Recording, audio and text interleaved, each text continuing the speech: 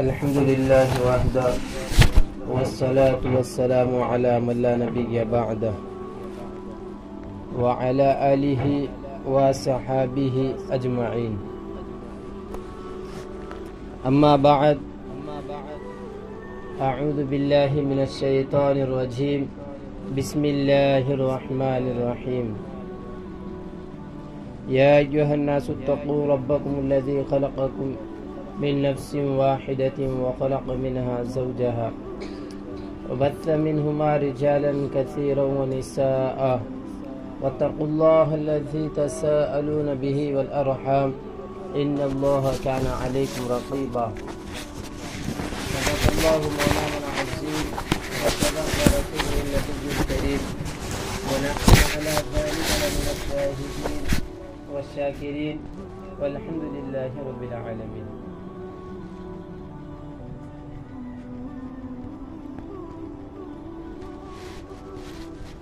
عزیزان گرامی، اللہ رب العزت نے ہم کو جو سب سے بڑی نعمت دی ہے وہ آپس کے رشتے، آپس کا تعلق ہے.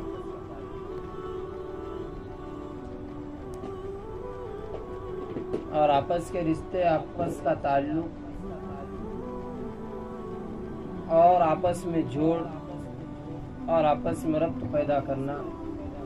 یہ اللہ تبارک و تعالیٰ کی طرف سے ہمارے لیے ایک انعام ہے. ذرا ہم اس پر غور کریں کہ اگرچہ ہمارے آپس کے تعلقات، آپس کے رشتے ناطے اور آپس کا جوڑ اور ربط نہ ہوتا تو ہم بیگانے کی طرح زندگی گزارتے.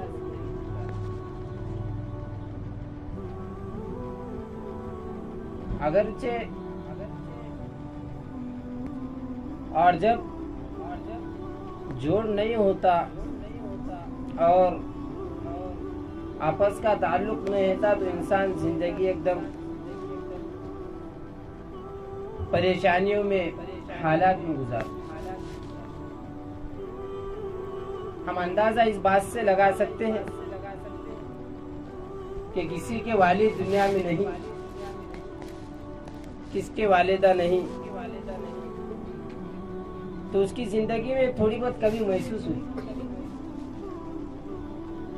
اللہ نے بھائی بھائی کا رشتہ، بہن بہن کا رشتہ، چچا بھتیجے کا رشتہ، شوہر بیوی کا رشتہ، یہ سارے رشتے اللہ تبارک و تعالیٰ نے اپنے بندے کے فائدے کے لیے بنائے.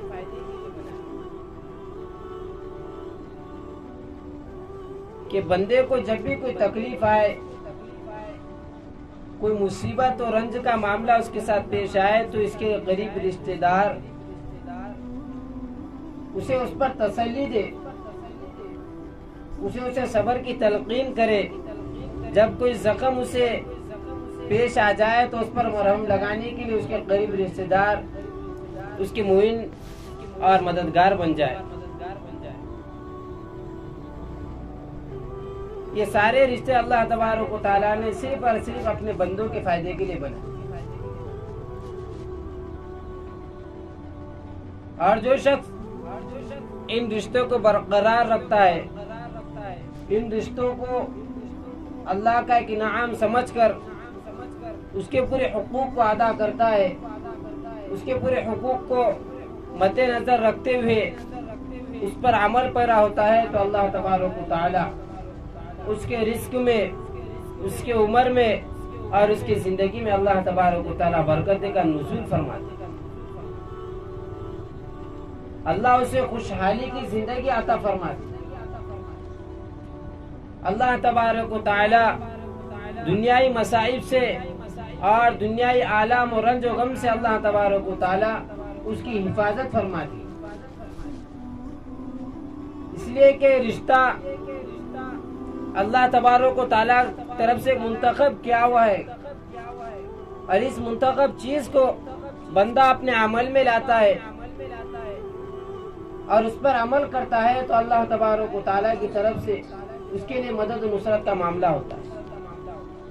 اور جو لوگ اور جو افراد چاہے نمازی ہو، چاہے حاجی ہو، چاہے قاضی ہو، چاہے دنیا کے کسی بھی عہدے اور منصب پر فائز ہو، لیکن وہ ان رشتوں کو پامال کرتے ہیں، ان رشتوں کو توڑتے ہیں کہ بہن سے اس کا تعلق صحیح نہیں، بہن سے اس کی بات چیت بند ہے، اس کے سگے بہن سے اس کا تعلق نہیں، کہ سالہ سال گزر رہے، آپس میں کوئی سلام کلام نہیں، کوئی اس کے پروگرام میں شرکت نہیں،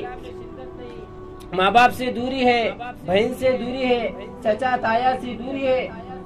پھوپھا اور پھوپھی سے دوری ہے، اور جو شخص ان دوریوں کو پیدا کرتا ہے تو اللہ تبارک و تعالی اس کی زندگی کو تنگ کر دیتا ہے۔ اس لیے اللہ کے رسول صلی اللہ علیہ وسلم نے کتنی پیاری حدیث بتائی کہ اسرع الخیر ثوبا البر صلۃ الرحیم، کہ اللہ کے رسول صلی اللہ علیہ وسلم نے فرمایا کہ جو شخص آپس کے رشتوں میں صلح رحمی کرتا ہے اور آپس کے رشتوں کو جوڑا ہوا رکھتا ہے تو اللہ تبارک و تعالی اس کے اس عمل کو فوراً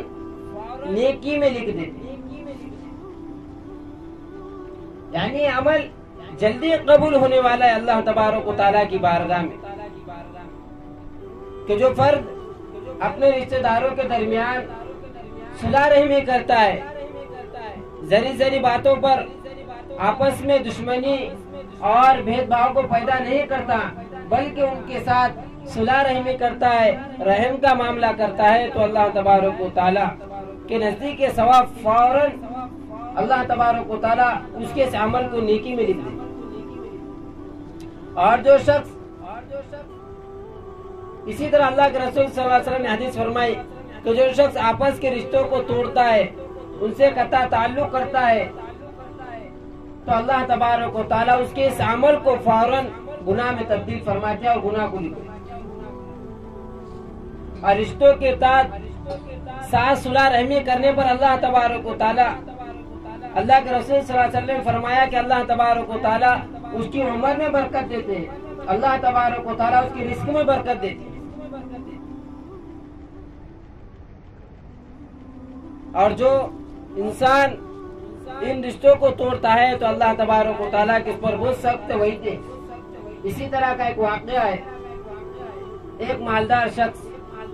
حج کو گیا، اس کے پاس کچھ مال تھا، اس نے مکہ کے اندر ایک امانت دار انسان کے پاس اپنے مال کو امانت کے طور پر رکھا۔ اس نے کہا کہ میں حج کے پورے ارکان کر واپس آتا ہوں اور یہ امانت اس وقت تک آپ کے پاس رکھی۔ انہوں نے کہا ٹھیک ہے۔ جب وہ فرد تمام مکہ کے ارکان کو پورا کیا، وقوف عرفہ کیا، رکن یمانی کیا، بیت اللہ کا طواف کیا، سارے ارکان کو کر جب وہ امانت دار شخص کے پاس پہنچا تو اسے یہ اطلاع ملی کہ اس شخص کا انتقال ہو۔ وہ شخص دنیا سے پردہ فرما گیا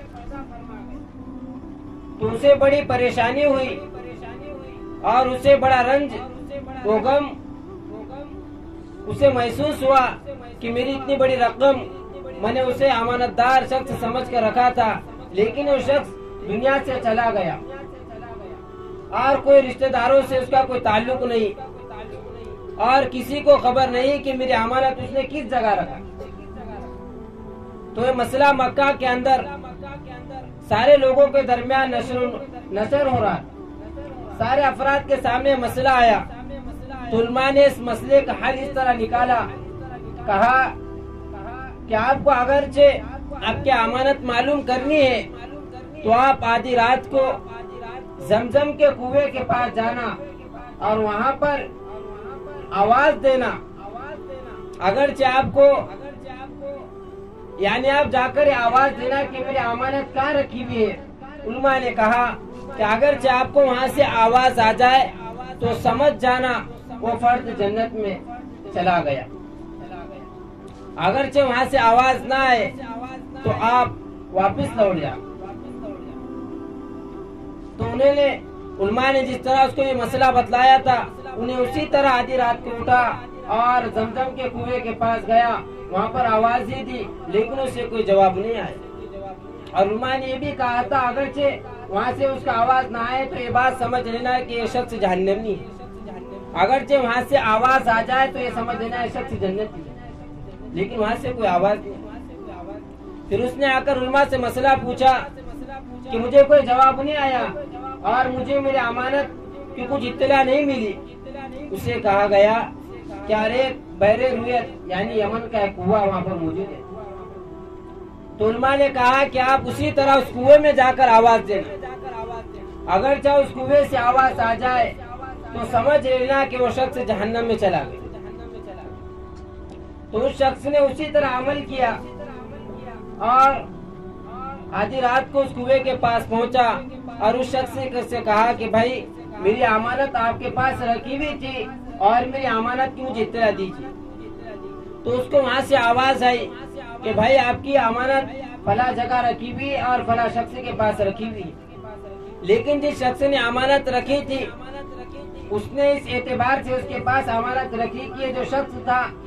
بڑا دیندار تھا، بڑا نمازی تھا، بڑا زکوٰۃ کو ادا کرنے والا تھا، صدقہ و خیرات کرنے والا تھا، حج کو اپنے وقت پر کرنے والا تھا، سارے دین کے جو احکامات ہیں اور رسول پاک صلی اللہ علیہ وسلم کی سنت کو اپنی زندگی میں لانے والا تھا، لیکن یہ شخص جہنم میں کس طرح چلا گیا؟ اس کی بنیادی وجہ کیا بنی کہ شخص جہنم کا مستحق بن گیا؟ تو اس نے اس سے کہا کہ بھائی آپ جہنم میں کیسا چلے گئے؟ ہمارا یہ تو گمان تھا کہ آپ نمازی ہیں، آپ دیندار ہیں، آپ امانت دار ہیں، آپ اللہ سے ڈرنے والے ہیں، آپ زکوٰۃ ادا کرنے والے ہیں، آپ حج کرنے والے ہیں، لوگوں کے ساتھ خیر کا معاملہ کرنے والے ہیں، لیکن ان سارے معاملات کرنے کے باوجود آپ جہنم میں کیسے داخل ہو؟ آپ جہنم میں کیسے چلے گئے؟ اس کی وجہ کیا ہے؟ تو اس شخص نے کہا کہ وجہ صرف یہ ہے کہ میری ایک بہن تھی، ایک کلتی ایک بہن تھی، لیکن اس کے ساتھ میں نے اس کے ساتھ قطع تعلق کر رکھا تھا اور میں اس سے بات چیت نہیں کرتا تھا اور میں اس کے ضروریات کے متعلق اس سے کوئی چیز نہیں پوچھتا تھا، نہ میں اس سے بات کرتا تھا، بلکہ اس سے میری دشمنی تھی۔ اس سبب سے مجھے جہنم میں داخل کر دیا گیا۔ علامہ ذہبی رحمۃ اللہ علیہ فرماتے ہیں کہ یہ حدیث ثابت ہے کہ حدیث کے اندر ہے کہ جو شخص قطع تعلق کرے گا اللہ تبارک و تعالیٰ اس کو جہنم میں داخل کرے گا۔ صرف بہن کے ساتھ اس نے دشمنی کیا، اس نے قطع تعلق کیا، بہن سے اپنے رشتے کو توڑا، تو اللہ تبارک و تعالیٰ نے اتنے اعمال کرنے کے باوجود، اتنی نماز پڑھنے کے باوجود اللہ تبارک و تعالیٰ نے اسے جہنم میں داخل کیا۔ اس لیے کہ رشتے اللہ تبارک و تعالیٰ کی طرف سے ایک دین ہے، ایک انعام ہے، ایک اکرام ہے ہمارے لیے، لیکن ہم اگرچہ اس کی صحیح طریقے سے جیسا اس کا حق ہے اور جیسے اس کے حقوق ہے اس طرح اگرچہ ہم عمل نہیں کریں گے تو ہم اللہ تبارک و تعالیٰ کے وعیدوں کا مستحق ہوں۔ اور جو لوگ رشتوں کے ساتھ رشتوں کو نبھاتے ہیں، رشتوں پر عمل کرتے ہیں، تو اللہ تبارک و تعالیٰ ان کو دنیا میں بھی سرخرو فرماتے ہیں، اور اللہ کے رسول صلی اللہ علیہ وسلم نے فرمایا کہ جو رشتہ داروں کے ساتھ صلح رحمی کرتا ہے تو اللہ تبارک و تعالیٰ اس کے رزق کو کشادہ فرماتے، اس کے رزق میں برکت دیتے ہیں۔ آج ہمارے پاس مال ہے، کاروبار ہے، ساری چیزیں، لیکن ہم پریشان ہیں۔ کیوں؟ کہ ہمارے مال کے اندر برکتیں ختم ہو گئی۔ مال زیادہ ہونا کمال کی بات نہیں ہے، بلکہ مال کے اندر برکت ہو، کہ جو اللہ نے ہمیں مال دیا ہے کہ اس کے اندر برکت ہو۔ پہلے کے زمانے میں جو لوگ بزرگ لوگ ہیں ان سے پوچھیے آپ کہ ایک آدمی کماتا تھا، گھر کے 10 لوگ کھاتے تھے، پھر بھی کمی محسوس نہیں ہوتی تھی، لیکن آج گھر کے 15 افراد 10 افراد کما رہے اور کھا رہے ہیں لیکن کمی محسوس ہو رہی۔ ہمارے معاملات صحیح نہیں ہیں، ہمارا آپس کا تعلق صحیح نہیں ہے، ہمارے دل جڑے ہوئے نہیں ہیں، ہمارے اندر آپس کے اندر اختلافات، دشمنی، حسد، ایک دوسرے کے ساتھ بغض، عداوت، یہ ہماری زندگیوں کے اندر داخل ہو چکے ہیں۔ ذری ذری بات پر سال سال گزر جا رہے ہیں، لیکن بات کرنے کے لیے تیار نہیں ہے، آپس میں صلح کرنے کے لیے تیار نہیں ہے، اسے سلام کرنے کے لیے تیار نہیں ہے، اس کا چہرہ دیکھنے کے لیے تیار نہیں ہے، اس کی دعوت پر، اس کے پروگرام میں شریک ہونے کے لیے تیار نہیں ہے۔ آج ہماری اتنی دشمنی اور اتنی عداوت ہمارے دلوں کے اندر آج بیٹھی ہوئی، تو کہاں سے اللہ کی مدد و نصرت ہمارے ساتھ ہے؟ اللہ کی مدد و نصرت اس وقت میں آتی ہے، اللہ تبارک و تعالیٰ اپنی نظر کرم اس وقت میں فرماتے ہیں کہ جب انسان اس کے بندوں سے اور اس کے مخلوق سے صحیح تعلق رکھے، ان کے ساتھ پیار و محبت کے ساتھ پیش آئے، ان کی ذری ذری غلطیوں کو معاف کرے، اسے اللہ تبارک و تعالیٰ فرماتے ہیں کہ تم دنیا والے پر رحم کرو، آسمان والا تم پر رحم کرو۔ کہ اللہ کے رسول صلی اللہ علیہ وسلم نے ہمیں ہر چیز کی تعلیم دے کر گئے، ہر چیز ہم کو بتلائی، کہ اللہ کے رسول صلی اللہ علیہ وسلم نے اور قرآن مجید کے اندر اللہ تبارک و تعالیٰ نے آپس کے تعلق کو جوڑنے کے متعلق جتنے قرآن کی آیتیں اور اللہ کے رسول صلی اللہ علیہ وسلم نے حدیث سے بیان کی، دنیا میں کوئی نبی ایسا نہیں آیا، کوئی دنیا کا ایسا بڑا آدمی اپنے قوم کا رہبر ایسا نہیں آیا کہ جس نے اتنی تعلیم دی اپنے قوم کو، لیکن میرے اور آپ کے نبی محمد رسول اللہ صلی اللہ علیہ وسلم نے اس امت کو تعلیم دی، اور اللہ کے رسول صلی اللہ علیہ وسلم نے فرمایا کہ اگرچہ تم صحابہ کو فرمایا الا اخبرکم، کیا میں تمہیں خبر نہ دوں؟ صحابہ نے پوچھا اللہ کے رسول صلی اللہ علیہ وسلم بالکل ہمیں خبر دیجئے، یعنی اللہ کے رسول صلی اللہ علیہ وسلم نے صحابہ سے پوچھا کہ میں تمہیں نماز، روزہ اور صدقے سے زیادہ فضیلت والے عمل کی درجے میں زیادہ بڑھنے والے عمل نہ بتلاؤ؟ صحابہ نے کہا قالوا بلا، کیوں نہیں اللہ کے رسول، ضرور بتلائیے۔ اللہ کے رسول صلی اللہ علیہ وسلم نے کہا کہ تم آپس میں صلح رحمی کرو، تمہارا آپس میں صلح رحمی کرنا، آپس کے اندر تمہارا جوڑ پیدا کرنا، یہ تمہارے نفل نماز، نفل روزے سے اور نفل صدقے سے کیا ہے؟ افضل ہے۔ آج ہم نمازیں پڑھ رہے، روزے رکھ رہے، قرآن کی تلاوت کر رہے، ساری چیزیں ہم کر رہے، لیکن حقوق آج ہم پامال کرتے جا رہے ہیں۔ جو بندے کے حقوق ہے آج ہم اس کو پامال کرتے جا رہے ہیں، ہم اس کو متروک کرتے جا رہے ہیں، کہ حقوق اللہ، جو اللہ کے حقوق ہے اللہ تبارک و تعالیٰ تو اسے معاف فرمائیں گے، لیکن جو حقوق العباد ہے، جو بندے کے حقوق ہے، بھائی کا حق ہے، بہن کا حق ہے، ماں باپ کا حق ہے، غریبی رشتہ داروں کا حق ہے، ان کے حقوق اللہ تبارک و تعالیٰ ہم سے ایک ایک کے حقوق کو اللہ تبارک و تعالیٰ ہم سے پوچھے گا۔ اس لیے اللہ کے رسول صلی اللہ علیہ وسلم نے معاملات کو صاف صاف رکھنے کے لیے اپنی امت کو بہت تاکید فرمائی کہ تم اپنے معاملات کو صاف صاف رکھو، آپس کے اندر تم معاملات کو صاف صاف رکھو، ایسا نہ ہو کہ میدان محشر کے اندر تم ندامت کے شکار بن جاؤ، تم ندامت اس وقت میں تمہیں محسوس ہو۔ اس لیے تم ابھی سے اپنے معاملات کو صاف صاف کرو، اس لیے کہ دنیا کی زندگی مختصر سی زندگی ہے، کہ آج ہم دیکھ رہے کہ اچھے سے اچھے انسان دنیا سے گزر رہے، اچھی صحت ہونے کے باوجود بھی انسان دنیا سے جا رہا ہے، 2 سے 3 دن اس کا نام لیا جا رہا ہے اور بعد میں ختم ایسا اسے کیا جا رہا ہے کہ جیسا دنیا میں کوئی آیا ہی نہیں۔ یہ دنیا دھوکہ ہے، یہ دنیا فریب کی جگہ ہے، دنیا سے ہر ایک انسان کو جانا ہے، کتنی بھی عمر ہمیں مل جائے، 100 سال 200 سال، لیکن دنیا سے ہر انسان کو جانا ہے، ساری دنیا کے بادشاہت مل جائے، ساری چیزیں مل جائے، لیکن ایک دن انسان کو دنیا سے جانا ہے۔ انسان کے آنے کا دن طے اور دنیا سے جانے کا دن بھی طے ہے، اللہ نے طے کر دیا، لیکن اللہ نے یہ نہیں بتلایا کہ تم کو دنیا سے کس وقت میں جانا ہے۔ جانا تو ہر ایک کو لازمی طور پر ہے، لیکن یہ نہیں بتلایا کہ جمعہ کے دن کون جائے گا، سنیچر کے دن کون جائے گا۔ جب وقت آ جاتا ہے ملک الموت آ جاتا ہے اور انسان کو لے کر چلی جاتی ہے، لوگ واویلا کرتے، شور مچاتے کہ اچھا انسان تھا، ابھی میں نے بات چیت کیا لیکن دنیا سے چلا۔ اس لیے میرے عزیزو، زندگی حقوقوں کو ادا کرتے ہوئے زندگی ہماری گزرنی چاہیے۔ اس لیے کہ حقوق کو ادا کریں گے تو اللہ تبارک و تعالیٰ کے سامنے ہم سرخرو ہوں گے، ورنہ وہ ہمیں شرمندگی محسوس ہوگی۔ اللہ تبارک و تعالیٰ سے دعا ہے کہ اللہ تبارک و تعالیٰ ہم تمام کو جو اللہ تبارک و تعالیٰ نے بندے کے حقوق ہم کو دیے، اللہ تبارک و تعالیٰ ان پر ہم تمام کو عمل کرنے کی توفیق عطا فرمائے۔ وما علینا الا البلاغ۔